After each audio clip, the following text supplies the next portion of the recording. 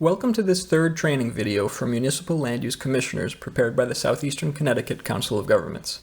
In the first videos, we discussed public meetings and public hearings. Please watch those first if you have not already done so. In this video, we'll be talking about how to avoid legal entanglements through proper commissioner ethics and behavior. When you serve on a local commission or board, you are participating in legal processes for your municipality. While serving, you should always maintain a professional and courteous demeanor. In previous videos, we've discussed that jokes made during meetings or hearings can be taken out of context and may not read as jokes in a written transcript. Jokes can be misinterpreted and put your commission at risk of having a decision appealed in court.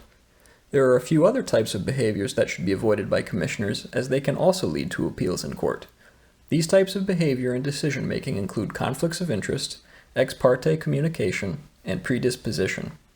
We are going to go over each of these in detail, but first let's talk a little bit about why you should avoid these things and the consequences if you do not.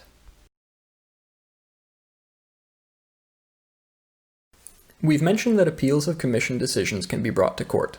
This means that if a commission makes a decision to deny an application, the applicant may appeal the decision to the Connecticut Superior Court and ask to have the denial overturned. Just as important, if a commission approves an application, a neighbor could appeal the approval if they feel it will have a negative impact on their property or their life. These are typically referred to as appeals by aggrieved neighbors. In order to appeal a decision, the applicant or neighbor needs grounds to file their lawsuit. Grounds could be that a commission improperly denied an application that should have been approved based on the town's regulations, or that a commission approved an application that the regulations do not allow. Grounds could also be that the regulatory process was not carried out correctly, including that a commission or commissioners acted inappropriately. In other words, if a decision was made to approve an application, but it was discovered that one or more of the commissioners would benefit financially from such a decision, a neighbor could rightfully appeal the approval. That's an example of a conflict of interest, which we'll discuss again soon. So why is it important to avoid lawsuits and court actions? The most obvious reason is that the municipality will need to pay an attorney to defend the commission in court, and potentially pay damages if the municipality loses the appeal. But a commission that loses appeals due to procedural defects can also lose credibility in the eyes of the public and developers if their decisions can't stand up to a legal test.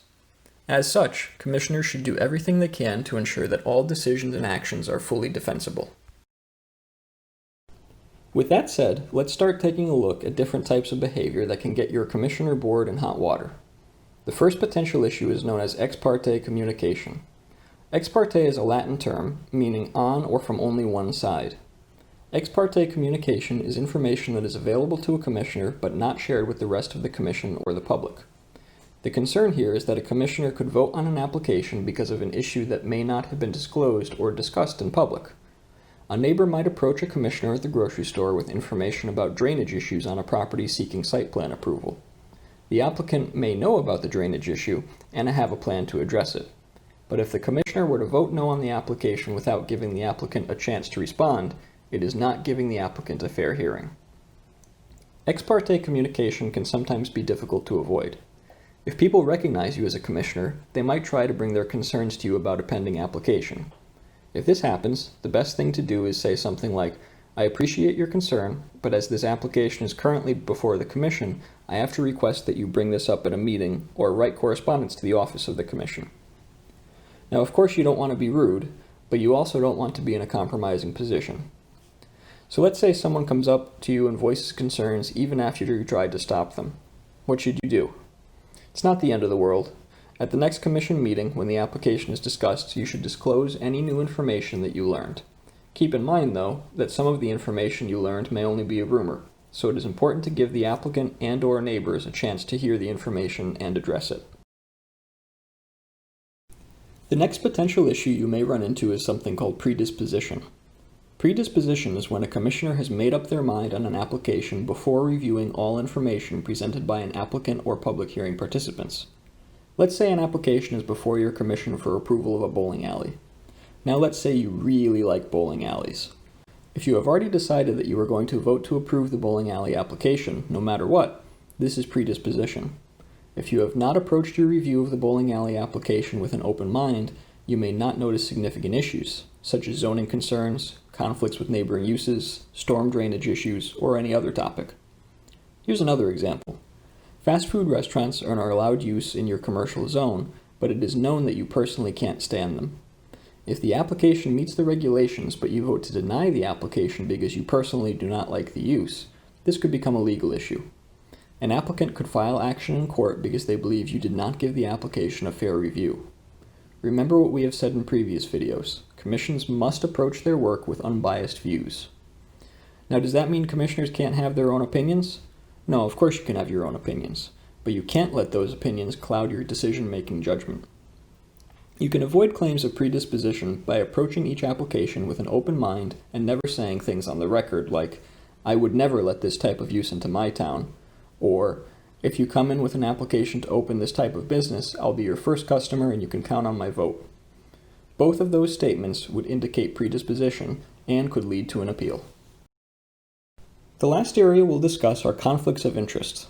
Conflicts of interest are when a commissioner or family member of a commissioner might stand to personally benefit or be harmed by a project seeking approval. You or your spouse could be the owner of a business making an application to the commission, or you could be the contractor likely to be hired for the project. Or your home might be next door to an applicant, and you'd have to listen to construction noise if their application is approved. Any of these situations might push you to vote for or against an application. If you have a conflict of interest with an application, or if you think it is likely that others will perceive that you have a conflict of interest, you should recuse yourself from the application entirely. Recusing yourself means that you will not participate in the review or deliberation of an application. It is often advisable to leave the room entirely while such an application is being discussed, so that there cannot be any accusations of trying to coerce other commissioners. Only you can choose to recuse yourself. In other words, no other commissioner or even the chair can remove you from deliberations. As it is solely your responsibility, it is important to consider the implications carefully. If you have what some might perceive to be a conflict of interest, but you are confident you can render an unbiased decision, you should, at a minimum, disclose detail of the perceived conflict of interest on the record and assure your fellow commissioners that you can act in an unbiased manner. For instance, if an application is being proposed for an activity halfway down your street, but you believe you can make a decision without any bias, it is a good idea to note that you live on the same road, but you will be able to consider the application without any prejudice. This is a good time to mention the Freedom of Information Act. This Connecticut state law requires that meetings of public agencies be held in the open, and that any records or communications from the Commission are required to be disclosed if requested by the public. This even includes emails sent from your personal email account or text messages. For that reason, it is important that all Commission business be handled during public meetings, and you should not voice any opinions or questions about applications in private emails or other written correspondence. You should also not text or use your phone during a public meeting, as the public may think you are discussing the application with others in private, and your phone could become subject to the Freedom of Information Act. Just remember, if it is Commission business, say it in public. It is very important to be professional in your role as a commissioner, and you will want to avoid the issues of ex parte communications, predisposition, and conflicts of interest. If you ever feel that you are in a position that could compromise your ability as a commissioner to make a fair decision, a good first step is to discuss it with your staff planner. They are there to help you avoid any legal issues, and will probably have some experience with your concern. Your commission should always render fair and unbiased decisions. It is important to avoid appearing to have any ulterior motives in approving or denying an application. Therefore, always be respectful of the applicant and the public during meetings. This even goes for body language. Body language can be read negatively and create a hostile environment for an applicant or the public. It is best to be calm, courteous, and fair during all of your interactions as a commissioner. This completes the first set of training videos. The next video will be an interactive review video with questions based on what we have covered in these 3 videos. Thank you very much for watching. We hope that these have been helpful to your role as a municipal commissioner.